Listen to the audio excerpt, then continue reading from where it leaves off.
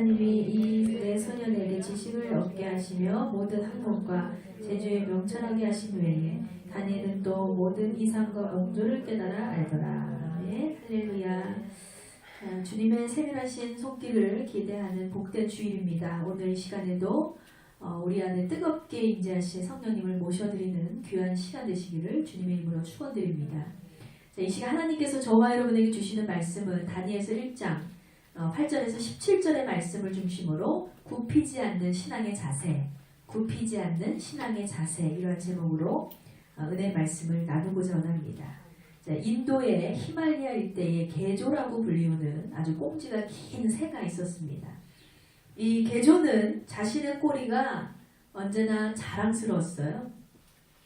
자기의 긴 꼬리, 다른 새와는 다른 특별한 이 꼬리가 너무나 길고 아름답다고 느꼈기 때문에 스스로 이것이 자기의 자랑이었습니다. 그래서 개조는 날다가 혹시나 내가 날개짓을 하다 혹시나 내 깃에 이 꼬리 깃에 있는 깃이 하나라도 떨어질까봐 더러운 곳이 묻을까봐 걱정이 돼서 움직이지도 못하고 날지도 못하고, 그래서 새지만 날지 않는 새, 새지만 움직이지 않는 목석 같은 그런 인생을 계속 살고 있었습니다. 그러던 어느 날 이 험상궂게 생긴 사냥꾼이 나타난 거예요. 그 사냥꾼이 이 개조를 발견한 순간 재빠르게 개조에게 총을 겨누었습니다. 그러면 다른 동물들이라면 마땅히 도망을 가야 되잖아요. 그런데 개조는 여전히 아름다운 자기의 꽁지털이 상할까봐 여전히 움직이지 않는 거예요. 그러니까 사냥꾼이 생각하기에는 별 이상한 새가 다 있네. 총을 거뉘었으면 재빠르게 살고자 하면 도망가야 되는데 꼼짝을 안 하는 거예요. 그러니까 이 사냥꾼이 아주 쉽게 손으로 덥석 잡아서 사냥에 성공을 했고 결국 개조는 죽고 말았다는 이야기입니다. 여러분, 이 이야기는 본질과 비본질을 구별하지 못하고 정말 중요한 것과 중요하지 않은 것을 분별하지 못함으로 얻게 되는 결과에 대해서 이야기하고 있습니다. 저와 여러분들도 때로는 개조처럼 비본질적인 것에만 추구하다가 정작 아주 중요한 것을 놓치거나 잃어버렸던 경험이 한 번쯤은 있을 거예요. 세상 사람들은 이 돈이나 권력이나 어떤 명예나 자신의 이미지나 혹은 자존심과 또 이기적인 계산 때문에 이것에 너무나 집착한 나머지 정작 중요한 소중한 사람을 잃기도 하고 또 중요한 일을 그르치기도 하고 또 믿음과 생명과 같은 정말 본질적인 것을 빼앗기고 잃어버릴 때가 너무나 많다는 것입니다. 여러분, 우리가 개조라면 얼마나 한심해요. 차라리 조금 내 꽁지털이 더러워질지라도 상할지라도 내 생명이 살아있는 것이 중요한데 개조는 그 미적인 아름다움, 외관적인 아름다움에 너무 치중하느라 결국은 죽고 말았다는 거예요. 우리도 그렇습니다. 무엇보다도 우리 그리스도인들은 눈앞에 보이는 세상 것들에 집중하느라 우리 하나님을 잃어버리지 않게 되길 원합니다. 보이는 것들은 우리가 아무리 집중하고 집착해봤자 언젠가는 다 사라지고 없어질 것들이지만 언제나 변함없는 그리스도의 사랑, 영원히 사라지지 않는 하나님 말씀 앞에 우리의 삶을 드리게 될 때 우리 본질의 열매를 정말 아름답게 맺게 되기를 소망합니다. 자, 오늘 본문의 말씀은요, 우리가 잘 알고 있는 기도의 사람 다니엘이 주인공입니다. BC 586년에 이 바벨론에 의해서 남유다가 결국 멸망을 당하고 많은 사람들이 이 포로로 바벨론에 끌려가던 때였습니다. 그 포로 가운데 이 다니엘과 이 세 친구도 거기에 포함이 되어 있었어요. 이 당시에 바벨론의 임금이었던 이 느부갓네살 왕이 있습니다. 느부갓네살 왕은 세계 각국에 가장 똑똑하고 유능하다던 소년들을 다 추려서 자기 앞에 데려다 놨습니다. 그리고 나서 그들을 궁중학교에 입학을 시켰어요. 입학을 시켜서 3년 동안 집중적으로 훈련을 시키는 거예요. 세계에서 가장 똑똑한 애들, 가장 총명한 애들 다 선별해가지고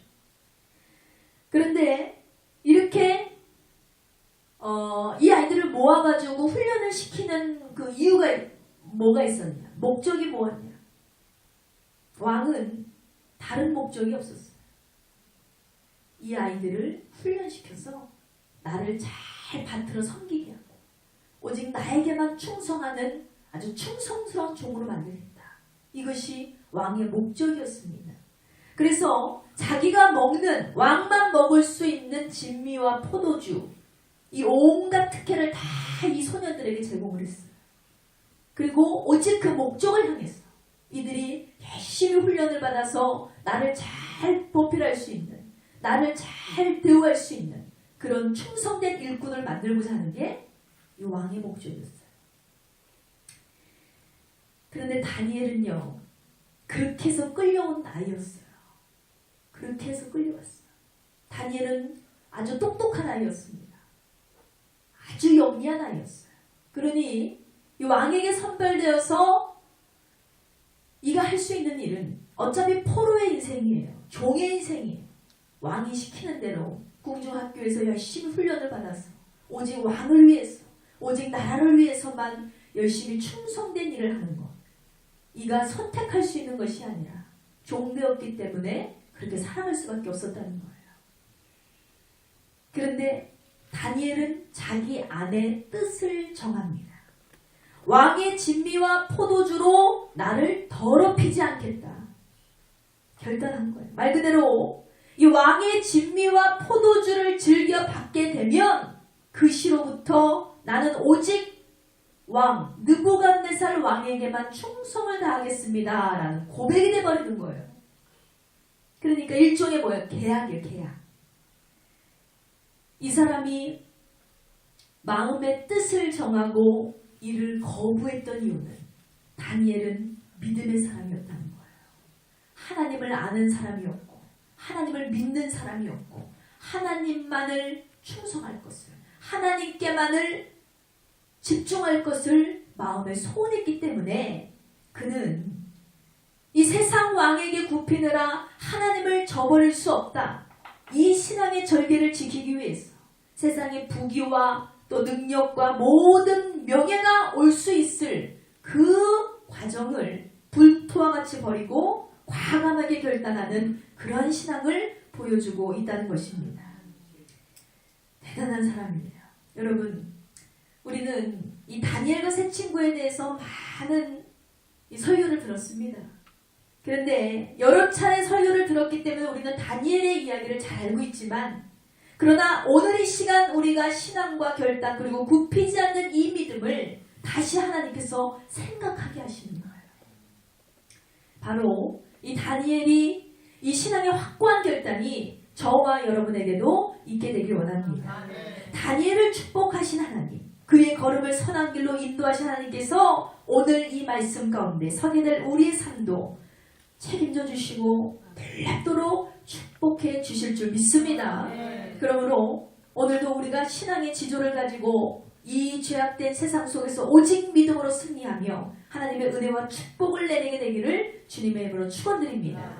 자, 그렇다면 우리가 신앙의 지조를 지키며 굽히지 않는 신앙의 자세를 소유하기 위해서 과연 우리가 어떻게 해야 하는가?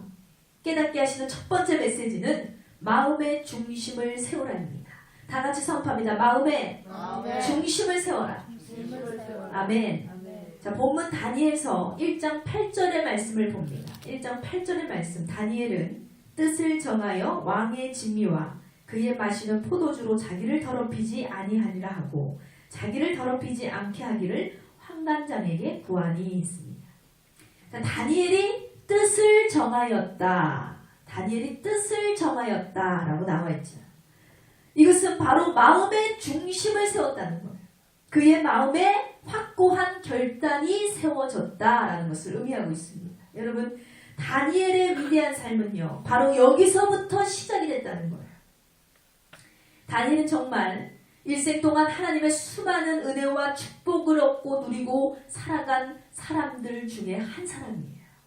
그러나 그것은 만일 다니엘이 이 결단 가운데 서지 못했더라면 절대로 그것을 얻을 수가 없었다는 거죠. 하나님의 은혜, 하나님의 축복, 그가 결단하지 않았더라면, 그가 각오하지 않았더라면, 그가 마음의 뜻을 결정하지 않았더라면 절대로 하나님은 그에게 그것을 허락하실 수가 없었을 거예요. 그러나 그가요, 결단했어요. 내가 하나님만을 섬기기를, 내가 하나님만을 중심에 두기를 그가 결단하고 소원하고 마음에 정하니까, 중심에 세우니까 아름다운 결과가 그를 기다리고 있었다는 것입니다.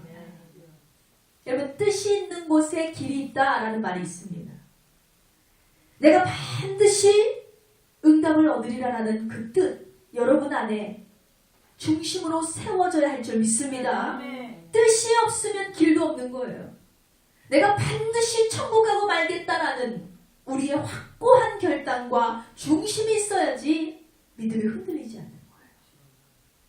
뜻도 없는데 여러분, 어떻게 길이 열리겠습니까? 그러므로 뜻을 정하는 것이 우선임을 믿으시 바랍니다. 예를 들어서 여러분 마음에 소원이 있어요. 기필코 이루고자 하는 소원이 있어요. 기필코 내가 하나님의 복을 받고야 말겠어. 내가 반드시 응답을 받고야 말겠어. 내가 무슨 일이 있어도 내 사업에 성공하고 말겠어. 이렇게 생각만 있는 사람, 무턱대고 생각만 해요. 근데 결과가 있어야죠. 생각이 아니라 마음의 뜻을 정하고 결단하는 것이 중요하다는 거예요. 여러분, 우리도 안 하는 것이 아니죠. 정말 사랑해야지, 용서해야지, 나눠야지, 베풀어야지, 성경 봐야지, 기도해야지, 전도해야지. 우리가 막 새벽 작정도 해보고 또 금식 기도도 해보고 정말 한다고는 하는데 쉽지가 않아요. 그러니까 그 뜻을 정하고 얼마나 많은 사탄이 우리를 유혹하고 사탄이 얼마나 많은 계략을 가지고 우리를 쓰러뜨리려고 하는지 모릅니다. 그러나 그렇기 때문에 더욱 우리는 그 뜻을 마음에 확고히 못 받고 힘써야 할 줄 믿습니다. 이 창세기 5장에 보면 아담의 족보가 나옵니다. 이 쭉 이어지는 아담의 족보에 보면 에녹이라는 사람이 나와요. 그의 나이 65세에 아들 무두셀라를 낳았다라고 족보에 기록이 되어 있습니다. 이 무두셀라라는 사람은요, 이 성경에 나오는 인물들 중에서 가장 장수의 축복을 받은 사람. 그래서 무려 969세까지 살았다. 1000살이나 되도록. 성경에 나오는 인물 중에서 가장 오래 산 사람, 가장 장수한 사람. 근데 그를 낳은 자가 누구냐? 에녹이라는 사람이에요. 그의 아버지가 에녹인데 에녹은 무두셀라를 낳기 전에는 어떻게 했는지 성경에 에녹에 대해서 언급된 바가 없습니다. 그런데 단 하나, 그가 무두셀라를 낳고 그때부터 하나님께 충성된 삶을 살았다는 것이 보여지는 구절이 있어요. 그 증거가 바로 창세기 5장 22절입니다. 무두셀라를 낳은 후 300년을 하나님과 동행했다라고 정확하게 나와 있어요. 에녹이 무두셀라를 낳은 후에 그가 아마 하나님을 만난 거예요. 그래서 그로부터 300년을, 무려 하루도 아니고 이틀도 아니고 300년을 하나님과 동행하는 삶을 살았다. 아마도 이때 에녹에게도 어떤 사건이 있었겠죠. 또 고난이 있을 수도 있어요. 그렇지만 결론은 뭐예요? 에녹에게도 거룩한 결단이 세워졌다는 거예요. 거룩한 결단. 내가 이렇게 살아서는 안 되겠다. 내가 이제부터라도 하나님 말씀으로 살아야지. 내가 하나님과 삶을 동행해야지. 그 후로부터 에녹은 300년 동안 하나님과 동행하는 삶을 살았고, 그 결과 그가 육체의 죽음을 통하지 않고 그대로 하나님께 부르심을 받아서 하늘로 승천했다고 성경은 기록되어 있어요. 사람이 어머니의 몸을 빌려서 태어났으면 이 사람을 하나님께서 흙으로 빚으셨기 때문에 흙으로 돌아가는 것이 마땅한 거예요. 육체가 죽으면 그 육체가 썩고 땅에 심기우고 그렇게 우리는 살아갑니다. 그런데 이 에녹이라는 사람은 육체가 죽지 않았어요. 산채로 하나님께서 그를 부르셨다는 거예요. 천국으로. 여러분 죽어서나 가는 곳이 우리가 천국이나 지옥이라고 생각하는데 이 에녹이라는 사람의 결단이 얼마나 큰 축복이었는지 그에게는 육체의 죽음을 하나님이 허락하시지 않았다는 것입니다. 이것은 정말 엄청난 은혜고 누구나에게 없을 은총이에요. 그러나 그 결과를 얻기까지는 어떻게 했다 그랬어요? 무려 300년이나 하나님과 동행한 결과가 바로 이랬다는 것입니다. 여러분 이러한 결단이 바로 저와 여러분에게도 있게 되기를 주의 이름으로 축원드립니다. 오늘 본문의 주인공이 다니엘을 보세요. 내 눈앞에 있는 왕의 뜻을 따를 것이냐. 비록 내가 하나님을 믿지만 내 눈에 현재 보이지 않는 하나님 그분을 따를 것이냐. 얼마나 많은 갈등이 됐겠어요. 다니엘 역시 그 위기의 순간 뜻을 정한 것은 아마 일시적인 거나 순간적인 선택이 아니었겠죠. 다니엘의 삶이 늘 하나님 앞에 마음의 중심을 세우고 하나님의 뜻을 이루는 인생이었기 때문에 그의 결단은 흔들림 없이 정해질 수 있었다는 것입니다. 다니엘서 3장에 보면 이 느부갓네살 왕이 금신상을 만들어요. 그리고 모든 백성들에게 명령합니다. 너희는 여기다 절을 해라. 명령해요.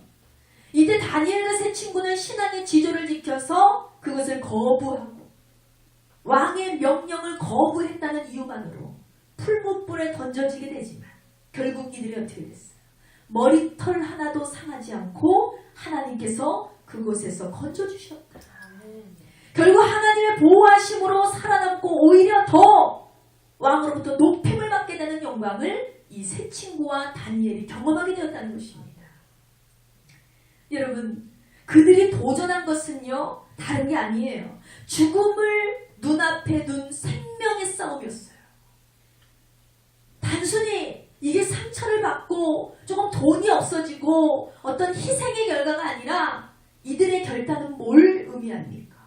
왕을 거역한다. 왕의 명령을 불복종한다. 이것은 생명을 건 싸움이에요. 나를 죽여도 좋다. 당신이 나를 죽일지 내 생명을 빼앗아갈지라도 나는 하나님께 뜻을 정한 것을 절대로 굽히지 않겠습니다. 생명을 걸었어요. 이렇게 생명을 걸고 믿음을 지키고 목숨을 다해서 자신들의 마음의 뜻을 정한 것을 꿋꿋이 그들이 지켜나간다는 것입니다. 이 결과만 봐도요. 정말 다니엘과 세 친구가 정한 뜻이 즉흥적인 것이 아니라 언제나 하나님을 향한 마음 앞에 서 있는 신앙이었음을 우리가 깨닫게 됩니다. 그러므로 여러분 오늘 우리에게도 이러한 결단이 서게 되기를 주의 이름으로 축원드립니다. 내가 이제부터는 하나님의 말씀으로만 살리라. 지금까지는 내가 아무 생각 없이 살았지만 이제부터는 무슨 일이 있어도 내가 믿음으로 살리라.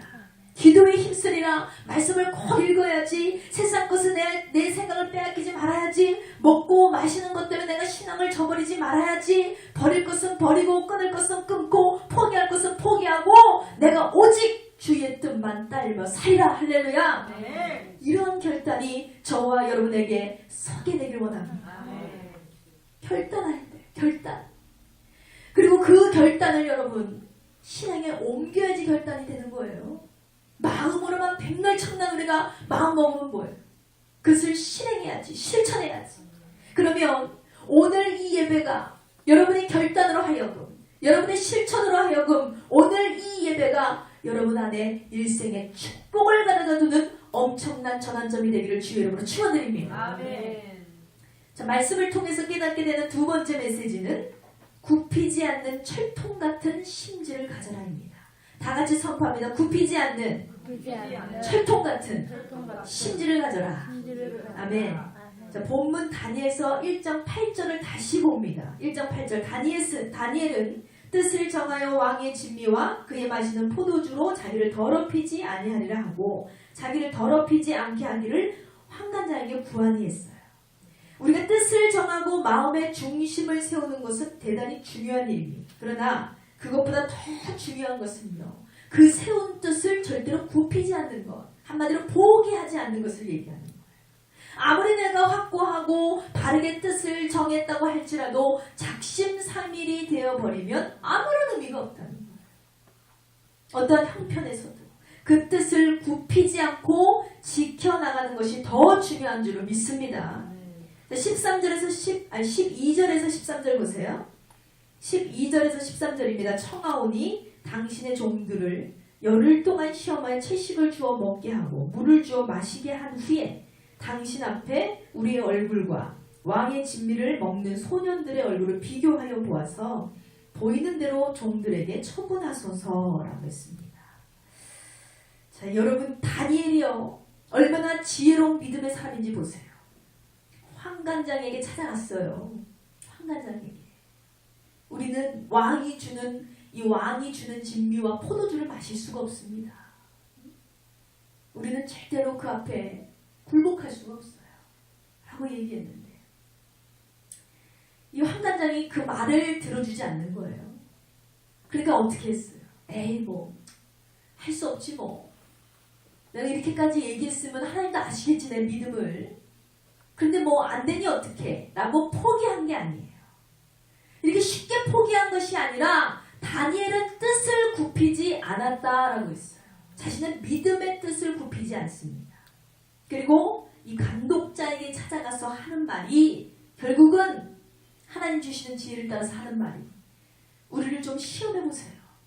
그러면 이 소년은 많은 우리의 동료 소녀들이 있는데 그 소년들은 왕의 진미와 포도주를 마시고 그들은 아주 복의 영화를 누리고 열흘 동안 한번 냅두시고 우리는 열흘 동안 기간을 정해놓고 채식과 물로만 살겠습니다.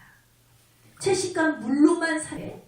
당신이 열흘 후에 저들과 왕의 진미를 먹은 자들과 채식으로만 산 우리의 얼굴 한번 비교해보세요. 누구의 얼굴이 더 빛나는지 우리가 아주 초췌하고 아주 궁상맞고 없어 보이는지 한번 비교해보세요. 라고 이렇게 시험을 요청했어요. 얼마나 담대합니까? 이 사람이 여러분 열흘 동안 물과 야채만 먹고 산다는 것은 거의 이 원푸드 다이어트 시즌인데 절대로 얼굴이 막 밝을 수가 없어요. 빛날 수가 없어요. 이렇게 되면 얼굴에 윤기가 나거나 생기가 돌지 않을 뿐만 아니라 거의 뭐 죽은 사람이죠. 거의 뭐 아주 앙상하게 마를 거고 그러나 하나님께서는 이미 그들의 마음을 보시고 이 다니엘과 세 친구의 마음을 보시고 그의 믿음을 받으셨어요. 왜? 그들이 흔들림 없이 철통 같은 심리를 가지고 철통 같은 의지를 가지고 절대로 그 안에서 뜻을 굽히지 않았기 때문입니다. 10일이 지났어요. 그 결과가 어떻게 됐습니까? 14절에서 15절 보세요. 14절에서 15절 그가 그들의 말을 조차 열흘 시험하더니 열흘 후에 그들의 얼굴이 더욱 아름답고 살이 더욱 윤택하여 왕의 진미를 먹는 모든 소년보다 나아 보인지라 했습니다. 아멘. 할렐루야. 여러분 이게 하나님의 능력이에요. 이것이 하나님의 능력입니다. 다니엘과 세 친구의 얼굴이요. 왕의 진미 정말 왕국에서 그럴싸하게 나오는 그 어마어마한 음식과 정말 어마어마한 대접을 받은 수많은 동료 소년들보다 어땠다고 그랬어요? 얼굴이 어땠다고 그랬어요? 더 아름다웠다고 했습니다. 살도 더 반질반질하고 윤택이 났다라고 성경 분명히 기록되어 있잖아요. 이렇게 승리를 거둔 다니엘과 세 친구는 왕의 진미와 포도주로 자신들을 더럽히지 않아도 되는 이 승리를 거두게 되었다는 것입니다. 여러분 그렇습니다. 정말 우리가 이 혼탁한 세상 속에서 신앙을 지키기가 정말 어렵습니다. 쉽지 않습니다. 근데 우리가 세상 사람들을 두려워하고 정말 이 순간에 우리가 이걸 믿음을 지켜야 될까? 내 상사의 말을 들어야 될까? 이 순간에 갈등이 오고 정말 조바심이 오고 어떻게 해야 되나? 우리는 생각할 때가 많아요. 세상 말에 두려워하고 하나님의 말은 두려워하지 않습니다. 세상 위협으로부터 두려워하지만 우리는 신앙을 저버리는 것을 두려워하지 않아요.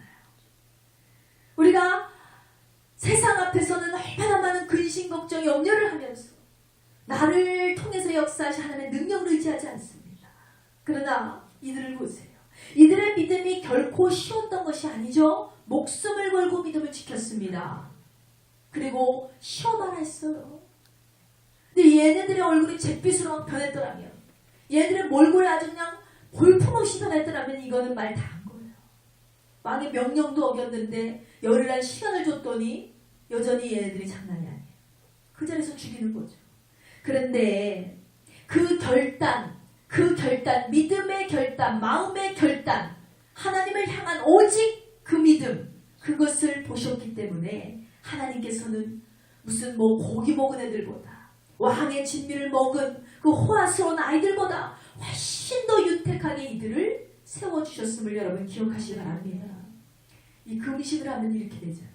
금식을 하면 온전 금식을 한 사람들은 얼굴이 더 빛나요. 이거는 다이어트가 아니기 때문에 단식 투쟁이 아니에요. 그렇기 때문에 이 금식 기도를 하면 정말 더 내 속에 있는 육체적인 찌꺼기는 내려가고 이 영적인 믿음이 충만해지므로 얼굴이 더 빛이 나고 윤이 나고 광택이 흐르고 이 똑같은 결과예요. 그냥 굶는 것은 사람 죽이는 일이지만 우리가 기도하면서 하나님께 독대하고 하나님의 뜻을 요청하는 그 금식의 시간은요, 정말 누구보다도 값진 시간이고 누가 봐도 아름다운 시간이고 정말 더 빛나는 시간. 이거 똑같은 거예요. 다니엘과 세 친구가 결단한 것은 단식 투쟁이 아니에요. 우리가 이렇게까지라도 해서 당신들의 마음을 좀 돌려보겠다 이런 뜻이 아니에요. 살아계신 하나님을 증거하고 싶었어요. 살아계신 하나님, 우리가 이렇게 먹지 않아도, 당신들이 주는 것을 마시지 않아도 우리가 얼마나 하나님께서 보호하시고 얼마나 하나님께서 우리를 아끼시고 사랑하시는지 우리의 얼굴을 통해서 증명하겠습니다. 우리의 얼굴을 통해서 우리의 목숨을 걸고 증명하겠으니 당신들 한번 보세요. 그럼 정말 증명됐잖아요. 이 믿음이 어디서부터 나온 거예요? 하나님께 뜻을 정하고 마음의 중심을 정하고 절대로 굽히지 않는 철통 같은 심지가 있었기 때문에 그는 성공할 수 있었음을 여러분 기억하시기 바랍니다. 이런 자와 하나님 함께 하신다는 거예요. 이런 자와 그 믿음의 능력을 부어주시고 그 결단의 새 힘을 불어주시고 이들과 함께 하신 하나님이 계셨기 때문에 이들이 승리했을 줄 믿습니다. 바로 신앙의 지조를 지켜서 하나님 앞에 뜻을 세우고 어떤 상황 가운데서도 굽히지 않고 지켜나가는 믿음, 그 믿음이 이 시대를 살아가는 저와 여러분에게도 반드시 필요함을 여러분 기억하시기 바랍니다. 여러분, 고난은 잠깐이라고 했어요. 그러나 영광은 무한합니다. 끝이 없어요. 여러분도 잠시 잠깐의 고난을 이기지 못해서 믿음을 놓칠 때가 있을 수 있어요. 잠시 잠깐의 그 고난 때문에 하나님을 외면할 때가 있을 수 있습니다. 그 유혹을 과감하게 차단하시기 바랍니다. 두고두고 후회할 거예요. 다니엘처럼 믿음의 지조를 끝까지 지켜나가는 저와 여러분 되시기를 소원합니다. 세상 유혹에 빠지면요, 순간의 달콤함은 있습니다. 순간의 아름다움은 있습니다. 그런데 결론은 두고두고 후회할 일만 남는다는 거예요.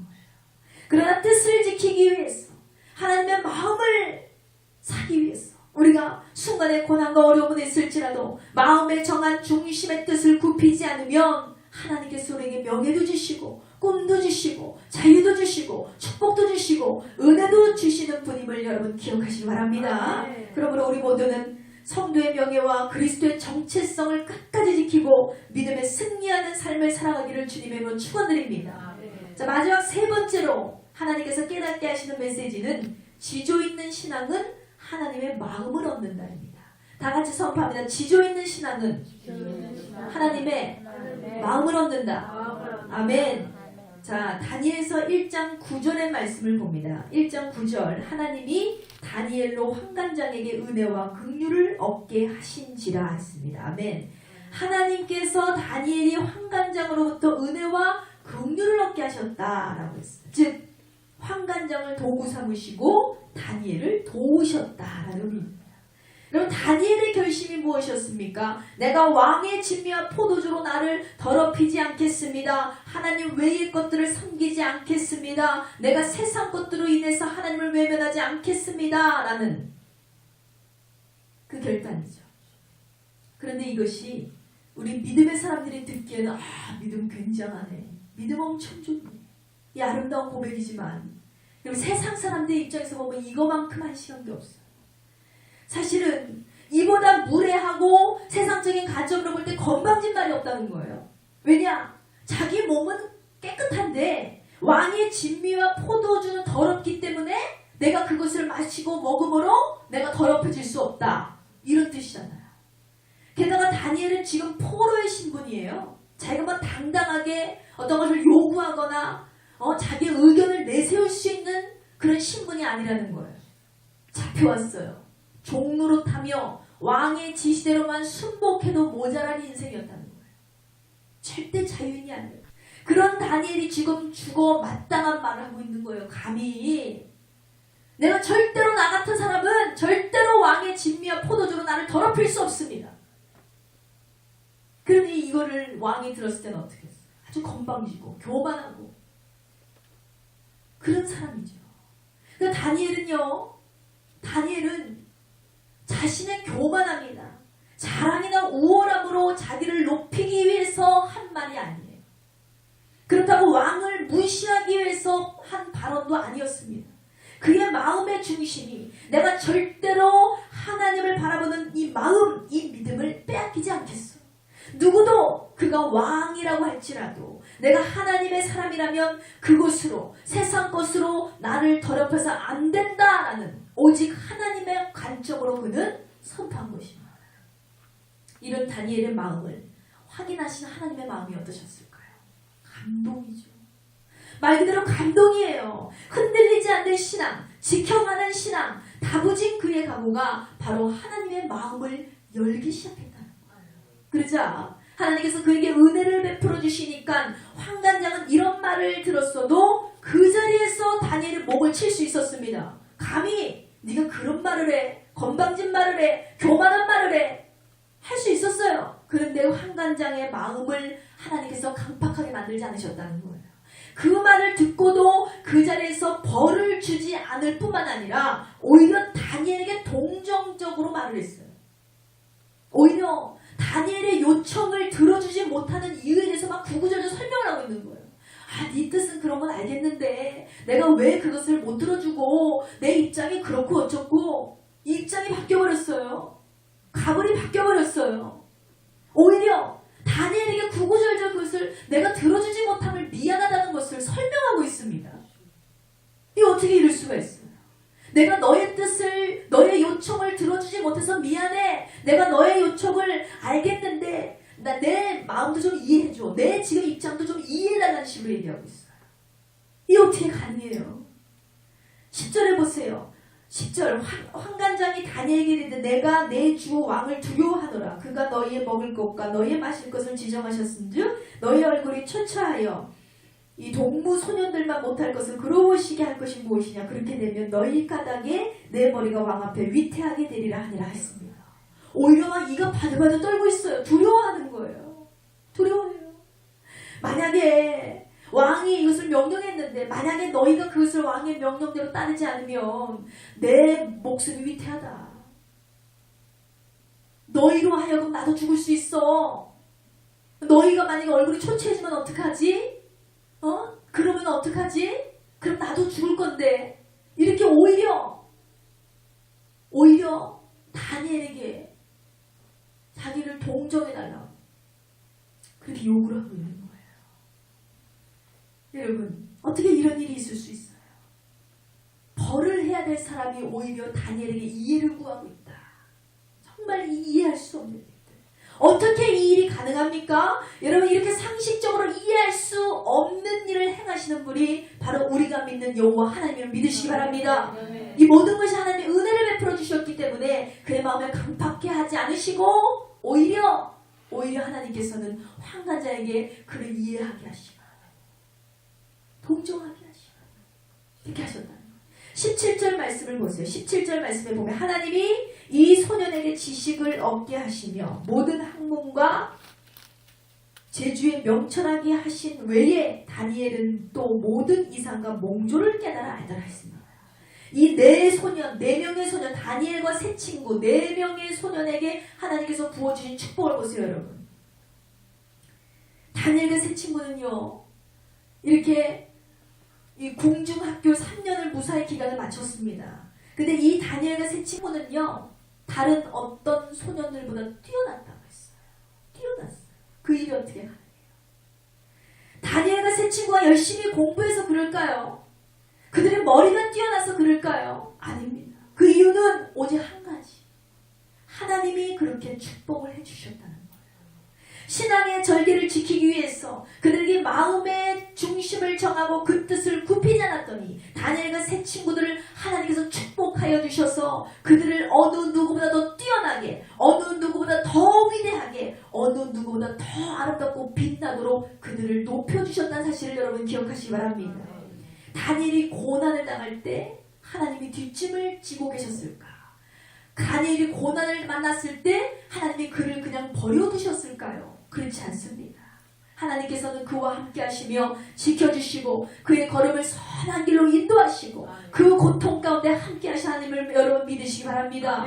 우리가 믿는 하나님 그런 분이에요.